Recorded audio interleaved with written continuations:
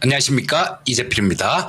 자, 시장이 굉장히 좋죠. 지금 현재 시장이 그렇다고 지금 단기간에는 좀 많이 올라온 건 맞습니다. 하지만 이 시장이 뭐 과열권이다 이렇게 표현하는 건 조금 맞지는 않는 것 같아요.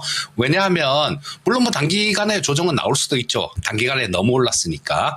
근데 지금 시장의 체질이 개선되고 있기 때문에 그런 부분들을 감안한다라면 지금 뭐 올라온 거 이거는 좀 크게 본다라면 그렇게 크게 신경 쓸 바는 아니다라는 생각입니다. 지금 현재 시장이 저평가 해소 국면으로 좀 정의할 수 있을 텐데요. 자, 요거 지난주에 제가 한번 아마 보여드렸던 것 같은데, 자, 다시 한번 더 보여드리겠습니다. 자, 요거 정리하고 있는 부분인데요. 제가 정리하고 있는 부분인데 보시면 작년에요. 우리나라 시장 이런 모습이죠. 자, 전체적으로 보면 24년도 시장입니다. 나스닥부터 상해 종합지수까지 다 빨갛죠. 우리나라 시장은 코스피가 9.3%, 코스닥이 21% 작년에 하락했습니다. 이게 정치적인 불확실성들, 이런 부분들이 이 우리나라 시장을 이렇게 눌렀던 겁니다. 자, 그래서 지금 이거를 지금 현재 주가가 단기간에 좀 많이 올라왔는데요. 그 부분을 좀 대입해서 보시게 되면 코스피 시장이 작년 초부터 보면 9.24% 정도가 상승했어요. 근데 나스닥이 30% 올랐고 S&P가 24%. 그다음에 뭐 쭉쭉쭉쭉 보면 우리나라보다 못한 시장이 없습니다. 아직까지. 현재 9.24%가 자, 현재 지금 2890포인트 기준입니다. 올라왔지만 아직까지도 키 맞추기도 덜 된 상태다라는 걸 의미하는 거예요.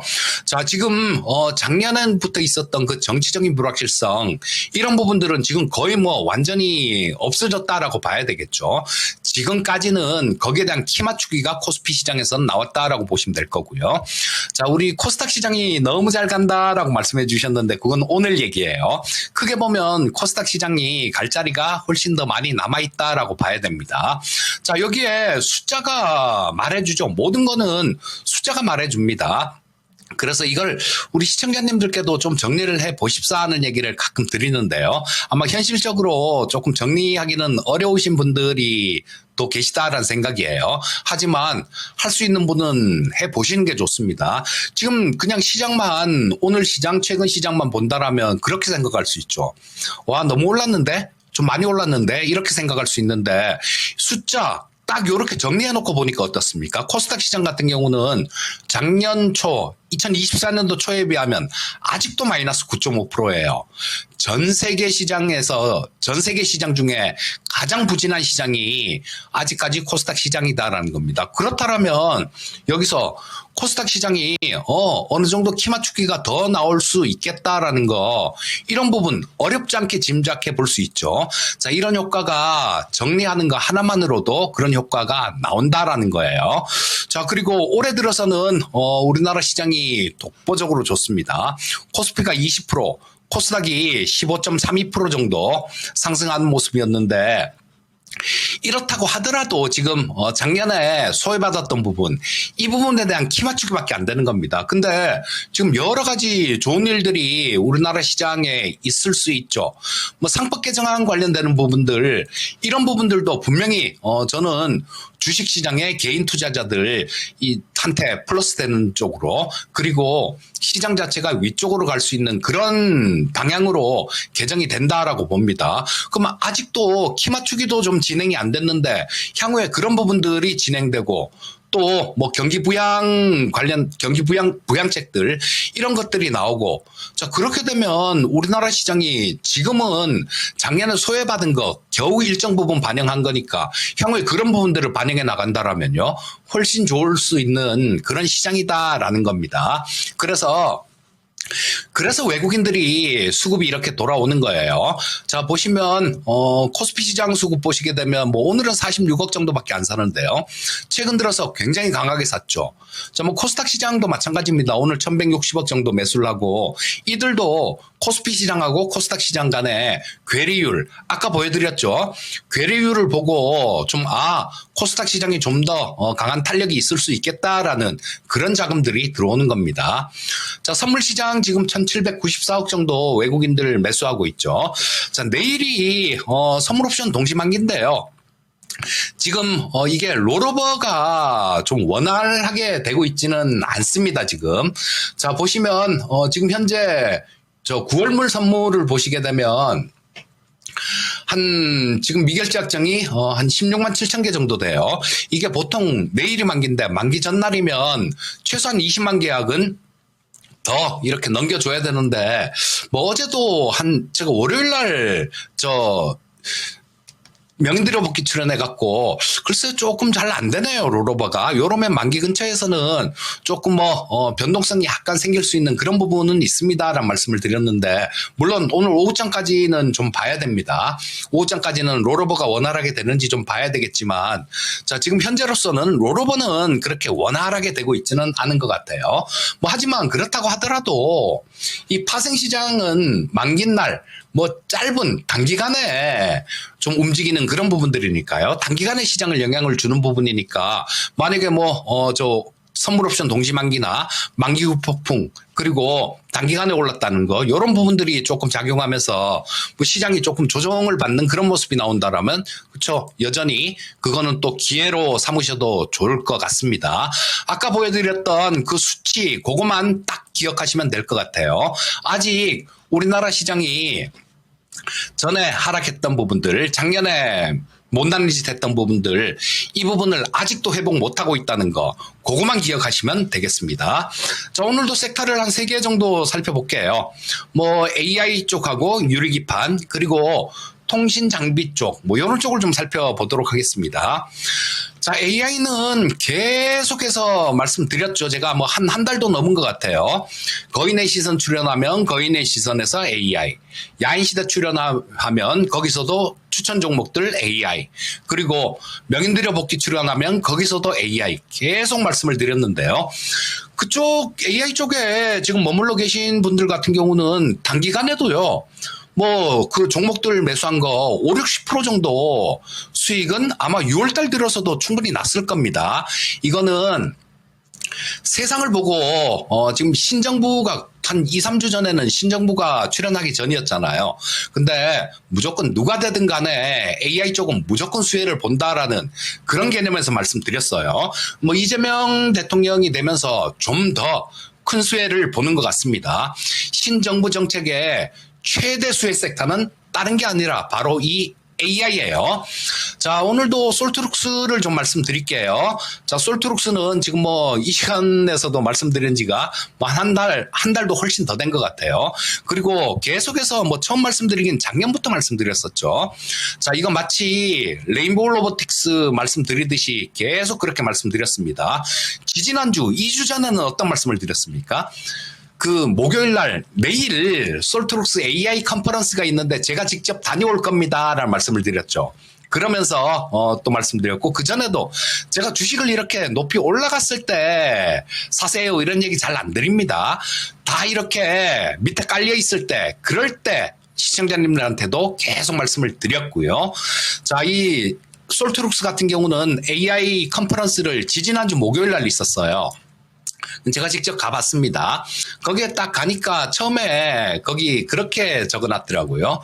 AI 에이전트, 세상을 집어삼키다. 이렇게 적어놨던데 이게 맞을 거예요, 여러분들.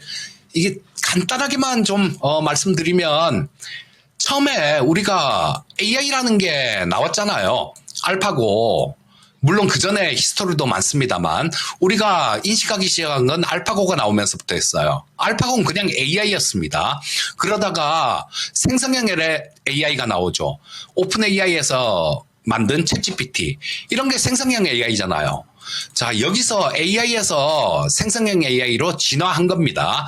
그러고 난 다음에 지금 한 1년 정도 전부터 또 다른 변화가 있었어요. 어떤 거냐?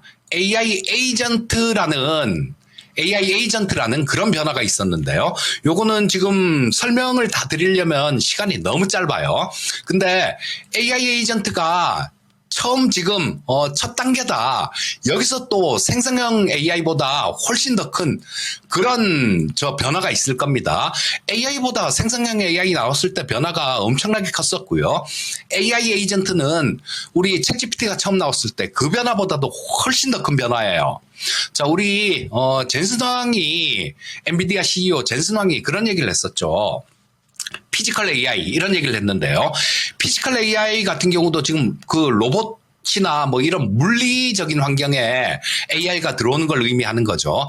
그 AI는 이 생성형 AI가 아니라 에이전트 AI가 될 겁니다. 그래서 같이 이렇게 발전해 나가는 거예요. 그러면서 나중에 최종적으로는 이 피지컬 AI로 가게 되겠죠.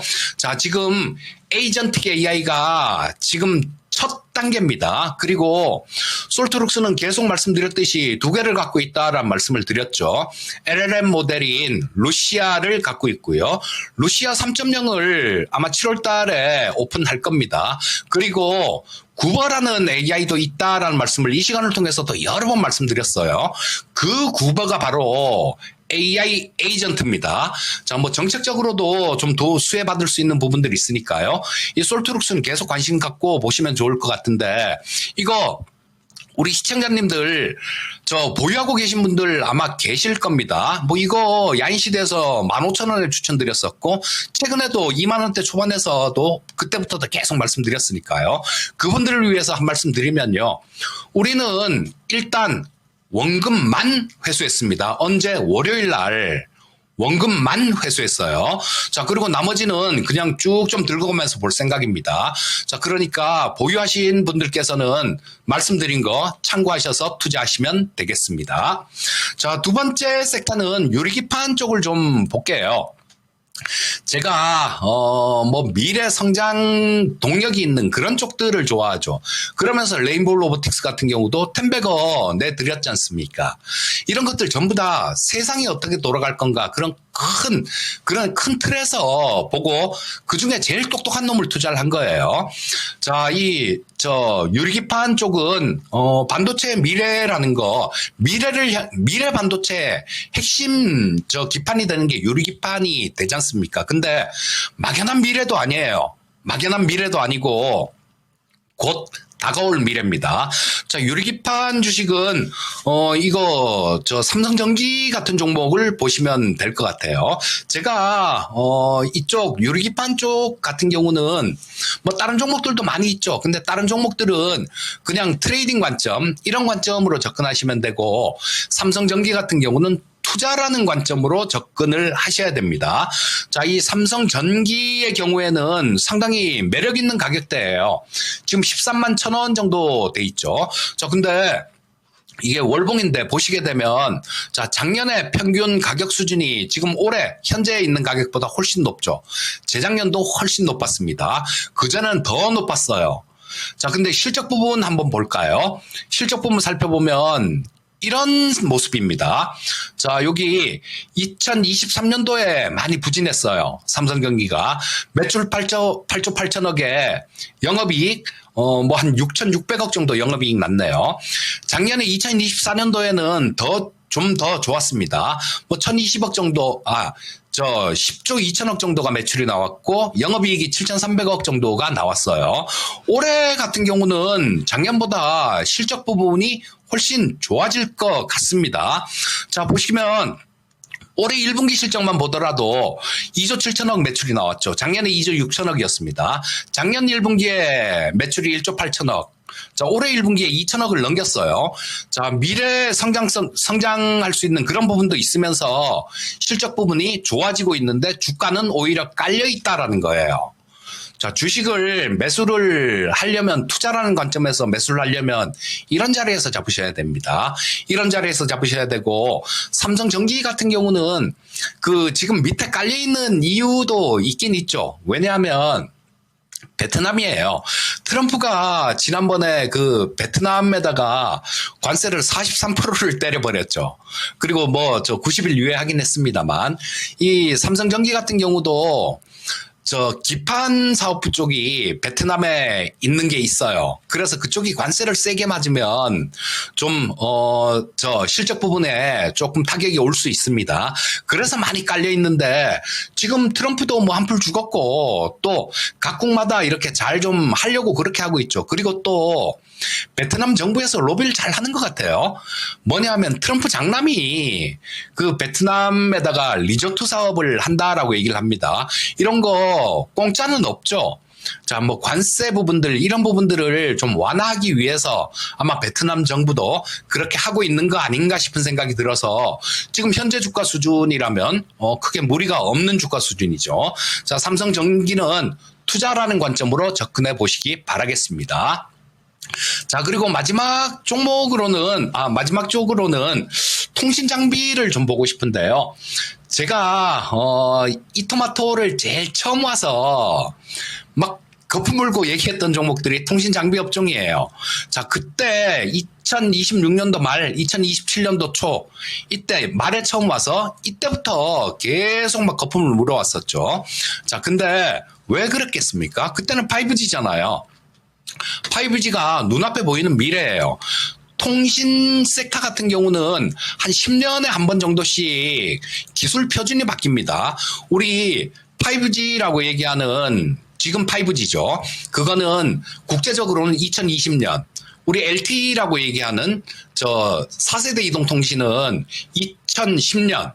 그리고 그전에는 CDMA, WCDMA 막 그러면서, 그전에는 또 IMT 2000 이러면서 막 얘기들이 이렇게 오갔는데요.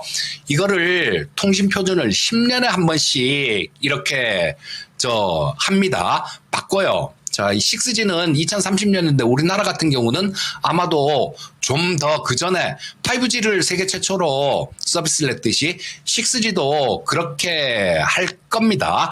자, 그래서 이거를 오르고 난 다음에 쫓아가다 보면요. 어려워져요.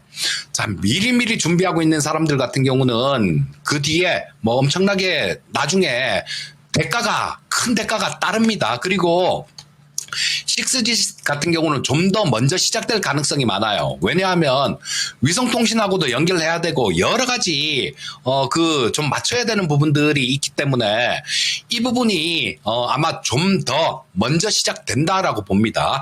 그리고 뭐 이음 5G 뭐 이런 내용도 좀 있을 수 있고요.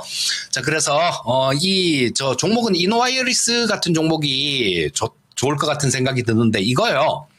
그렇게 보셔야 됩니다. 지금 한 번에 그냥 몰빵 확 질러갖고 견디려면 못 견뎌요. 그러니까 지금 오르기 전에 미리미리 적금하듯이 우리 그런 젊은 친구들은 이런 것도 좋을 것 같습니다. 은행에 뭐 이자 얼마 안 되잖아요. 그러니까 이런 종목들을 적금하시듯이 계속 뭐 월급 타서 뭐 쓸 거 쓰고 남는 자금들 이런 것들을 계속 사모으시다 보면 나중에 3년에서 5년 뒤면 그게 굉장히 큰 자산이 돼 있을 가능성이 굉장히 높습니다. 자, 이노와이어리스는 적금하듯이 계속 모아가시면 되겠습니다. 자, 마무리해야 되겠네요. 자, 시청자님들 시세 조금 왔다 갔다 하고 오르락 내리락 하는 거 그렇게 큰 거 아닙니다. 주식 투자 오래 하신 분들 같은 경우는 아실 거예요. 좀 크게 중장기적으로 계속해서 수익을 쌓아갈 수 있는 큰 수익을 낼 수 있는 그런 방법을 찾아야 됩니다. 크게 보고 큰 수익을 노리시면 돼요. 크게 보고 큰 수익을 노리는 거는 세상을 보시면 되는 겁니다. 로봇 벌써 성과 굉장히 크게 나왔죠. 오늘 세상을 보고 투자할 부분 그 섹터에 대해서 말씀드렸습니다. AI 에이전트가 세상을 집어삼킬 거예요. 자, 격변하는 세상에는 버블 발생이 필연적입니다. 우리 2000년에 그랬었죠. IT 버블이 발생됐는데 그때 먼저 눈을 뜨고 그 섹터에 먼저 들어가서 주식을 사놓은 사람들 같은 경우는 뭐 수십 배씩 이렇게 돈을 벌었습니다. 하지만 뒤늦게 쫓아간 사람들은 어떻게 돼요? 버블 말미에 잡아갖고 뭐 거의 뭐 깡통 수준까지 빠지죠. 자, 이거 뭐 한 20몇 년 전 얘기도 아닙니다. 불과 재작년에 2차 전지 쪽이 그랬지 않습니까? 쫓아가서 꼭대기에서 잡았으면 굉장히 큰 어려움이 있을 거예요. 근데 지금 AI 에이전트 쪽은 지금 시작입니다. 버블이 아직까지 발생되지 않았으니까 지금 관심 가지시고요. AI 같은 신산업에 위주로 투자를 하신다라면 아마 굉장히 좋은 수익을 거둘 수 있을 겁니다. 자, 오늘은 여기까지 해야 되겠네요. 항상 성공 투자하시기 바라겠습니다. 감사합니다.